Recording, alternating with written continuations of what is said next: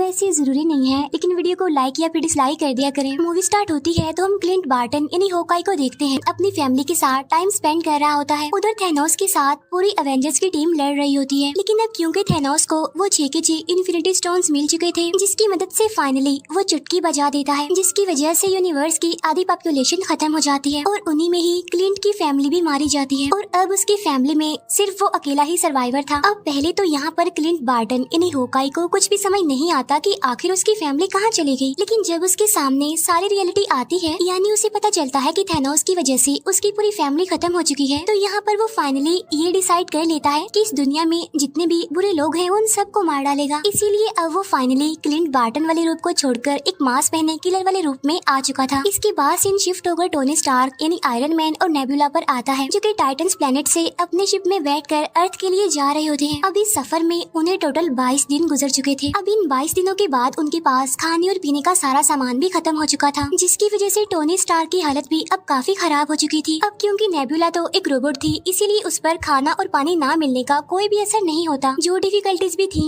वो सारी Tony Stark को ही फेस करनी पड़ रही थी। इसीलिए टोनी स्टार्क अब पूरी तरह से हिम्मत हार चुका था और तब वो मरने के लिए अपनी चेयर पर जाकर बैठ जाता है और अपनी मौत का इंतजार करता है। लेकिन ठीक उसी टाइम वहाँ पर एक मिरेकल हो जाता है, और वो ये कि उसके सामने आ जाती है कैरल डैनवर्स यानी कि कैप्टन मार्वल। अब जैसे ही कैरल को उनका शिप दिखाई देता है तो वो उनकी हेल्प करने के लिए आगे बढ़ती है। इसके बाद वो उनके शिप को अर्थ पर ले आती है, क्योंकि कैप्टन मार्वल भी बहुत ही ज्यादा इम्पोर्टेंट और पावरफुल कैरेक्टर है। फिर हमें दिखाया जाता है कि जब थैनोस ने इन्फिनिटी स्टोन्स मिलने पर चुटकी बजाई थी, तब सभी लोग राख में बदलकर खत्म हो रहे थे। लेकिन उसी टाइम निक फ्यूरी ने अपने डिवाइस से कैप्टन मार्वल को एक मैसेज भेजा था। तब उस मैसेज के मिलते ही कैप्टन मार्वल अर्थ की तरफ आने लगती है, लेकिन इसी दौरान उसे वहाँ पर टोनी स्टार्क का शिप दिखाई देता है, तो इसीलिए वो स्पेसशिप को भी अर्थ पर ले आती है। कैरल को अर्थ पर आने के बाद थैनोस के बारे में सारी इन्फॉर्मेशन मिल जाती है, और जब उसे ये पता चला कि थैनोस बहुत ज्यादा पावरफुल है, तो उसने सभी एवेंजर्स को एक आइडिया दिया कि हम क्यों ना सारे इन्फिनिटी स्टोन्स को जमा करें और वापिस से इसी टाइमलाइन में आकर उन सारे इन्फिनिटी स्टोन्स का यूज करें, जिससे होगा ये कि सारे मरे हुए लोग वापस आ जाएंगे और साथ साथ हम थैनोस का भी खेल खत्म कर सकेंगे। ठीक उसी टाइम पर उन्हें अपने सिस्टम से एक खास किस्म की इन्फॉर्मेशन मिलती है, जहाँ पर रॉकेट उन्हें बताता है कि जब थैनोस ने चुटकी बजाई थी तो पूरे यूनिवर्स में एक ऐसी वेव यानी लहर फैली थी जो कि आज से पहले कभी भी नहीं देखी गई। और बिल्कुल ऐसा ही 2 दिन पहले एक गैलेक्सी पर भी हुआ है। क्या पता थैनोस ने दोबारा से चुटकी बजाई हो, जिसकी वजह से हमें फिर से ये वेव देखने को मिली। तब यहाँ पर सभी एवेंजर्स को पता चल जाता है कि थैनोस ने फिर से अपने सारे इन्फिनिटी स्टोन्स का यूज किया है। तब उसकी वेव की वजह से ये लोग उसके सिग्नल्स को ट्रैक करते हैं और फिर अपने स्पेसशिप से उसी प्लेनेट पर पहुंच जाते हैं जहाँ पर थैनोस था, और यहीं पर हमें दिखाया जाता है थैनोस, जो कि अब कमजोर और काफी थका हुआ लग रहा था। इसके बाद वो सब वहाँ पहुंचकर थैनोस को पकड़ लेते हैं और उससे पूछते हैं कि सारे इन्फिनिटी स्टोन्स कहाँ हैं, जहाँ पर थैनोस उन्हें बताता है कि मैंने सारे इन्फिनिटी स्टोन्स को यूज करके सभी स्टोन्स को डिस्ट्रॉय कर दिया है, ताकि कोई भी इन इन्फिनिटी स्टोन्स को दोबारा से जोड़कर इस पूरे यूनिवर्स को दोबारा से पहले जैसा ना बना दे। अब इस बात की वजह से थोर को बहुत गुस्सा आता है, इसीलिए वो अपने हैमर से थैनोस का गला काट देता है और वहीं पर वो थैनोस को जान से मार डालता है। अब क्योंकि इन्फिनिटी स्टोन्स तो थे नहीं, इसीलिए किसी के पास भी कोई होप नहीं थी कि सारे मरे हुए लोग वापिस से जिंदा कैसे होंगे। इसीलिए वो सारे ही काफी डिसअपॉइंटेड हो जाते हैं, इसीलिए वो सारे अपने अपने रास्तों पर निकल जाते हैं। इसके बाद थोर अब एक नई जगह पर जिंदगी गुजारने लगता है, जो कि नॉर्वे में थी। थोर पूरी तरह से हिम्मत हार चुका था, इसीलिए क्योंकि वो थैनोस से हार भी गए थे और साथ साथ इन्फिनिटी स्टोन्स को भी कलेक्ट नहीं कर पाए थे।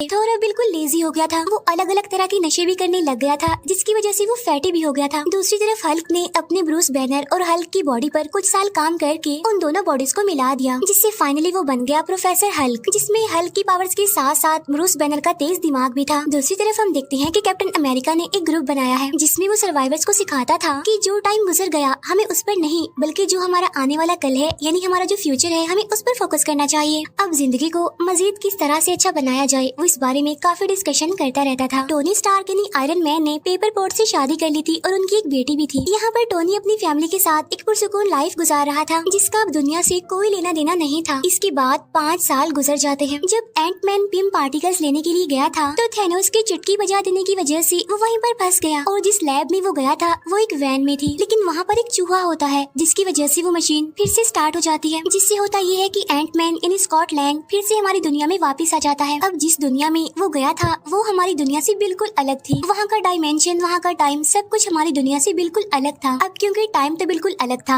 तो इसलिए उस दुनिया में गुजारे गए 5 घंटे इस दुनिया के 5 सालों के बराबर थे। और जब थैनोस ने आधी पॉपुलेशन को खत्म कर दिया था तो उस इंसिडेंट को 5 साल गुजर गए थे, लेकिन उस दुनिया में सिर्फ 5 घंटे ही गुजरे थे। और जब स्कॉट लैंग उस दुनिया के 5 घंटे गुजार कर अपनी दुनिया में आता है तो वो देखता है कि सब कुछ बदल चुका है और उसकी बेटी भी 5 साल ज्यादा बड़ी हो गई थी। इस सारे सिचुएशन को जानने के बाद स्कॉट अपने फ्रेंड्स यानी अवेंजर्स के पास जाता है और वो उन्हें बताता है कि थैनोस की चुटकी बजाने के बाद इस इंसिडेंट को 5 साल गुजर गए हैं ना, लेकिन उस दुनिया में तो सिर्फ और सिर्फ 5 घंटे गुजरे हैं। स्कॉट यहाँ पर कैप्टन अमेरिका को बताता है कि अगर हम पिम पार्टिकल और उस दुनिया को यूज करना सीख जाएं, तो हम 5 साल पीछे जाकर सभी होने वाले एक्सीडेंट्स और गलतियों को ठीक कर सकते हैं। तब उसकी इस बात पर स्टीव यानी कैप्टन अमेरिका एग्री करता है और अब एंटमैन, कैप्टन अमेरिका और ब्लैक विडो तीनों मिलकर हेल्प मांगने के लिए टोनी स्टार्क यानी आयरन मैन के पास जाते हैं, जहाँ पर टोनी अपनी फैमिली के साथ हिल स्टेशन पर रहता था। यहाँ पर वो लोग टोनी को अपने प्लान के बारे में बताते हैं कि अगर हम उस दुनिया को सही से यूज कर लें तो हम टाइम में पीछे जाकर सभी हादसों को ठीक कर सकते हैं और टाल सकते हैं। लेकिन टोनी स्टार्क जानता था कि इस काम में खतरा है और रिस्क है और अगर उसने ये काम कर दिया तो उसकी फैमिली भी खतरे में आ सकती है। तो इसीलिए टोनी स्टार्क उनसे ये काम करने के लिए साफ इनकार कर देता है, जिसकी वजह से वो लोग काफी डिसअपॉइंटेड होकर वहाँ से चले जाते हैं। अब क्योंकि टोनी ने तो उनकी हेल्प करने के लिए इनकार कर दिया था तो इसीलिए वो सीधा जाते हैं हल्क के पास, जो कि अब था प्रोफेसर हल्क। अब क्योंकि ब्रूस बैनर का दिमाग काफी तेज था इसीलिए वो लोगों की हेल्प करने के लिए एग्री हो जाता है। तो इसीलिए अब वो लग जाते हैं एक टाइम मशीन बनाने में,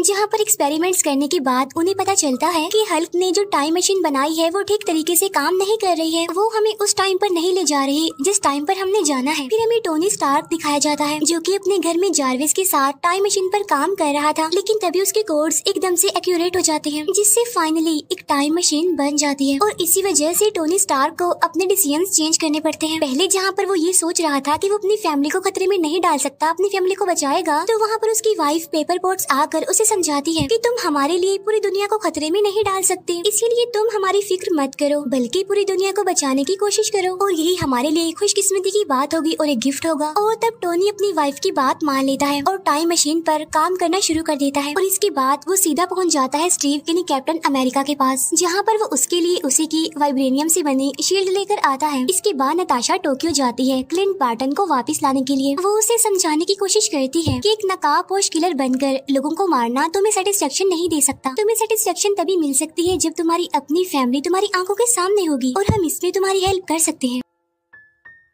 इसके बाद रॉकेट और हल्क नॉर्वे पहुंचते हैं, जहाँ पर थॉर होता है। थॉर को देखकर ऐसा लग रहा था कि अब वो किसी भी काम का नहीं रहा, क्योंकि वो काफी लेजी होने के साथ साथ काफी फैटी हो गया था और अब उसका इन लड़ाइयों से कोई कनेक्शन नहीं रहा। लेकिन वो लोग उसे समझाते हैं और उसे कहते हैं कि अगर ये टाइम मशीन काम कर गई तो तुम थैनोस से अपना पुराना बदला ले सकती हो और साथ ही हम यूनिवर्स से खत्म हुए लोगों को दोबारा जिंदा भी कर सकते हैं। अब थॉर उनकी इस बात पर एग्री करता है और उनके साथ मिल जाता है और इसके साथ ही टाइम मशीन की टेस्टिंग स्टार्ट हो जाती है, जहाँ पर अवेंजर्स यानी सुपर हीरोज अलग अलग ग्रुप्स में अलग अलग टाइमलाइन के साथ अलग अलग जगहों पर जाने के लिए सेपरेट हो जाते हैं। इसके बाद हम देखते हैं कि टोनी स्टार्क, हल्क, एंटमैन और कैप्टन अमेरिका 2012 के टाइम में पहुंच जाते हैं, जहां पर न्यूयॉर्क में वॉर चल रही थी। 2012 के टाइमलाइन के अकॉर्डिंग वहां पर 3 इन्फिनिटी स्टोन्स मौजूद थे, जिनमें एक था टाइम स्टोन, एक था स्पेस स्टोन और एक था माइंड स्टोन। माइंड स्टोन वही जो थैनोस ने खुद लोकी को दिया था। अब टोनी और एंटमैन स्पेस स्टोन को लेने के लिए अवेंजर्स टावर चले जाते हैं, लेकिन वहाँ जाकर एक गड़बड़ हो जाती है, जहाँ पर हल्क आकर उनका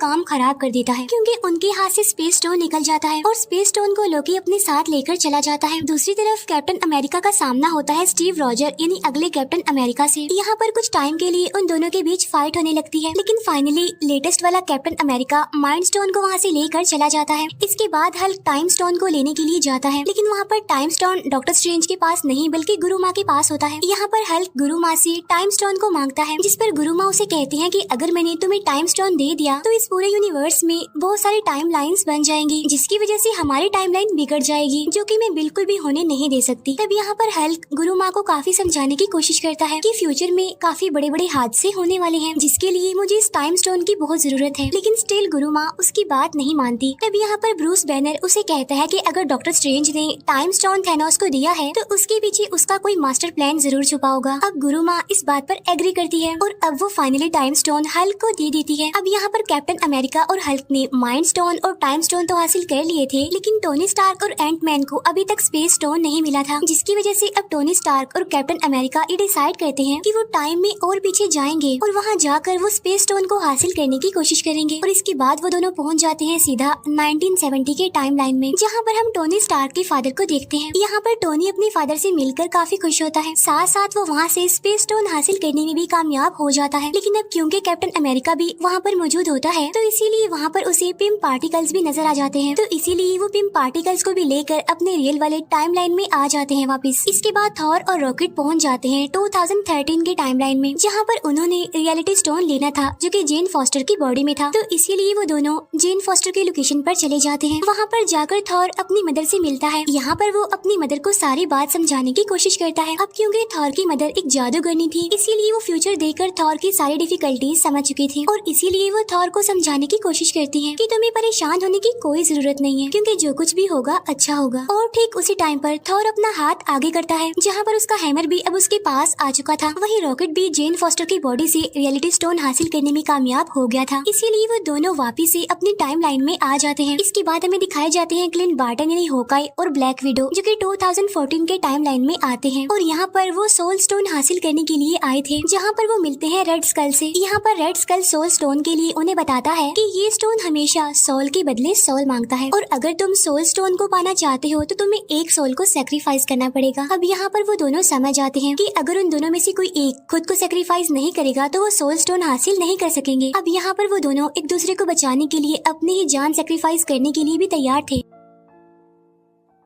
और यहाँ पर उन दोनों के बीच काफी अच्छी फाइट होती है। लेकिन यहाँ पर नताशा सोल स्टोन के लिए खुद को सेक्रीफाइस कर देती है, जहाँ पर Clint Barton finally soul stone हासिल कर लेता है, और इसीलिए वो भी अपने रियल वाले टाइम लाइन में आ जाता है। इसके बाद सीन शिफ्ट होकर जेम्स रूट्स और नेबुला पर आता है, जो कि 2014 के टाइम लाइन में जाते हैं टाइटन्स प्लेनेट पर, जहाँ पर पीटर क्विल पहले से ही मौजूद होता है। और इसके बाद वो सभी पावर स्टोन को हासिल करने के लिए चले जाते हैं, और जब ये उस जगह पर पहुँचते हैं तो ये पीटर क्विल को बेहोश करके पावर स्टोन को लेने ही वाले होते हैं। लेकिन तभी नेबुला को पुरानी नेबुला की वजह से यादें आने लगती हैं, जिसकी वजह से उसका ट्रांसमीटर खराब हो जाता है, जिसकी वजह से नेबुला वहीं पर बेहोश हो जाती है, जहाँ पर थैनोस की टीम आकर नेबुला को प्रिजनर बना लेती है। अब क्योंकि नेबुला एक ह्यूमनॉइड थी, यानी आधी इंसान और आधी एंड्रॉइड, जिसका फायदा उठाकर थैनोस उसकी सारी की सारी मेमोरी को स्कैन कर लेता है। साथ साथ 2014 वाले थैनोस को 2018 में होने वाले सारे इवेंट्स के बारे में पता चल जाता है। उसे ये भी पता चल जाता है कि फाइनली उसने सारे के सारे इन्फिनिटी स्टोन्स हासिल कर लिए, और साथ साथ यूनिवर्स की आधी पॉपुलेशन को भी खत्म कर दिया, जिसकी वजह से अब उसका मकसद और भी ज्यादा स्ट्रॉन्ग हो जाता है। साथ ही अब थैनोस नेबुला से उसके पिम पार्टिकल्स को भी ले लेता है, और वो उसे काफी अपग्रेडेड वर्जन में बनाकर अपनी पूरी टीम के साथ अर्थ पर 2023 वाले डायमेंशन में आ जाता है। इसके बाद अवेंजर्स सारे इन्फिनिटी स्टोन्स को एक नए गोल्ड आर्मर में लगा देते हैं, और अब बारी आती है कि इस गोल्ड आर्मर को कौन यूज करेगा, जिसकी वजह से वो सारी पॉपुलेशन जो इस यूनिवर्स से खत्म हो गई थी वो वापस आ जाएगी। तब यहाँ पर सबसे पहले थॉर आगे आता है, लेकिन हल्क उसे कहता है कि इसके अंदर गामा वेव्स हैं, और अगर तुमने इसका यूज किया तो तुम्हारा काफी बुरा हाल हो जाएगा, तो क्यों ना इसका यूज मैं करूं, क्योंकि मैं भी तो गामा वेव से ही बना हूँ। इसके बाद हल्क उस गोल्ड आर्मर को पहनता है और चुटकी बजा देता है, लेकिन यहाँ पर हल्क की हालत काफी खराब हो जाती है। अब हालांकि थैनोस ने भी सारे इन्फिनिटी स्टोन्स को हासिल करने के बाद ही गोल्ड आर्मर को यूज किया था, लेकिन उसे तो कुछ भी नहीं हुआ था। लेकिन यहाँ पर हल्क के साथ ऐसा इसलिए हुआ था क्योंकि थैनोस हल्क की निस्बत काफी ज्यादा पावरफुल था, और यही वजह होती है कि हल्क की यहाँ पर काफी बुरी हालत हो जाती है। लेकिन वो सारी पॉपुलेशन जो यूनिवर्स से खत्म हो चुकी थी अब वो वापस आने लगी थी। तब इस बात की वजह से वो सारे अवेंजर्स काफी खुश होते हैं, लेकिन उनकी ये खुशी ज्यादा टाइम तक टिक नहीं पाती, क्योंकि तब थैनोस भी अपने शिप और अपनी पूरी टीम के साथ रियल टाइम यानी 2023 में पहुंचकर उन लोगों की लोकेशन को बॉम्ब से उड़ा देता है, जिसकी वजह से वहाँ पर काफी बड़ा ब्लास्ट हो जाता है और वहाँ पर सब कुछ डिस्ट्रॉय हो जाता है। साथ साथ थैनोस भी काफी गुस्से में था, और इस बार वो चाहता था कि वो सारे इन्फिनिटी स्टोन्स को हासिल करके आधी पॉपुलेशन नहीं बल्कि इस पूरे यूनिवर्स की सारी पॉपुलेशन को ही खत्म कर दे, और उसके बाद वो एक नया यूनिवर्स बनाए जहाँ पर सब लोग थैनोस को अपना गॉड समझे, उसे माने और उसे सबसे ज्यादा इम्पोर्टेंस दे। और यहाँ पर इस मूवी की सबसे जबरदस्त फाइट शुरू हो जाती है। अब यहाँ पर बहुत अच्छे अच्छे सीन्स हमें देखने को मिलते हैं, क्योंकि थैनोस की टीम और अवेंजर्स यानी हमारे सुपर हीरो एक दूसरे के आमने सामने आकर मुकाबला करते हैं। यहाँ पर बार्टन उस गोल्ड आर्मर को लेकर भागता है। इसके बाद हमें दिखाया जाता है कि कैप्टन अमेरिका हैमर ले लेता है, और इसके बाद वो थैनोस से लड़ाई करने लगता है। अब यहाँ पर हम कैप्टन अमेरिका और थैनोस के बीच एक काफी जबरदस्त फाइट देखते हैं। लेकिन थैनोस के आगे टिकना कोई आसान बात नहीं है, क्योंकि थैनोस उन सबसे ज्यादा पावरफुल था। अब यहाँ पर थैनोस की टीम अवेंजर्स पर भारी पड़ रही थी, इसीलिए सभी हीरोज हार मानने के करीब थे। लेकिन उसी टाइम पर 5 साल पहले लड़ाई करने वाले सारे अवेंजर्स और सुपर हीरोज उनकी हेल्प करने के लिए आ जाते हैं। जहाँ पर पहले तो आगे आती है ब्लैक पैंथर की टीम, इसके बाद सेकंड नंबर पर आगे आती है वोंग की पूरी टीम। और अब सारे अवेंजर्स एक बार फिर से इकट्ठा होकर थैनोस और उसकी टीम के अगेंस्ट लड़ने लगते हैं। यहीं पर हम दिखते हैं कि डॉक्टर स्ट्रेंज आयरन मैन को वही इशारा देते हैं कि ये वही आखिरी प्रेडिक्शन है जो मैंने लाखों करोड़ों में से एक चूज की थी, और अगर हम इस मोमेंट पर सक्सेसफुल हो गए तो हम थैनोस का खात्मा कर सकते हैं, वरना तो हमें दूसरा मौका तो नहीं मिलने वाला। यही हमारे पास आखिरी मौका है, हमें इसमें ही कुछ करके दिखाना है। अब यहाँ पर आयरन मैन थैनोस के हाथ से सारे इन्फिनिटी स्टोन्स चुरा कर अपने गोल्ड आर्मर में पहन लेता है, और इसके बाद वो बोलता है आई एम आयरन मैन, और ऐसा कहते ही वो भी चुटकी बजाता है, जिससे कि थैनोस और उसकी सारी टीम राख बनकर अब वहाँ से गायब हो जाती है। और अब बचते हैं तो सिर्फ और सिर्फ इस पूरे रियल टाइम के हीरोज और साथ ही इस टाइमलाइन की पॉपुलेशन। लेकिन साथ साथ यहाँ पर आयरन मैन काफी बुरे तरीके से इंजर्ड हो गया था। और इसके बाद यहाँ पर हम वो सैड सीन देखते हैं जहाँ पर आयरन मैन की मौत हो जाती है। इसके फौरन बाद हम टोनी स्टार्क यानी आयरन मैन का फ्यूनरल देखते हैं, जिसमें के सारे एवेंजर्स आए हुए थे। इसके बाद थॉर पीटर क्विल और गार्डियंस ऑफ द गैलेक्सी की टीम के साथ निकल जाता है। अब अवेंजर्स ने ये डिसाइड किया था कि हम जिस भी स्टोन को जहाँ से भी उठाएंगे तो हमारा काम खत्म होने के बाद हम उस स्टोन को वापस से उसकी जगह पर रख आएंगे। तो इस काम के लिए आगे बढ़ता है कैप्टन अमेरिका। अब यहाँ पर कैप्टन अमेरिका थोर के हैमर और साथ साथ 6 के 6 इन्फिनिटी स्टोन्स को अपने साथ में लेकर टाइम मशीन का यूज करते हुए हर स्टोन को उसकी जगह पर वापस रख देता है। अब क्योंकि कैप्टन अमेरिका ने 70 साल बर्फ में गुजारे थे, तो इसीलिए उसने अपनी जिंदगी को ठीक से नहीं जिया था, तो इसीलिए वापस से वो अपनी 1945 के टाइमलाइन में आकर अपने साथियों के साथ अपनी बाकी की जिंदगी गुजारता है। और जब उसका लास्ट मोमेंट आता है तो वो रियल टाइम यानी 2023 के डायमेंशन में आकर अपने साथी यानी फैल्कन को अपनी खास शील्ड देकर कहता है कि अब से यहाँ के कैप्टन अमेरिका तुम ही हो। और यहीं पर ये मूवी दी एंड हो जाती है। Thank you for watching.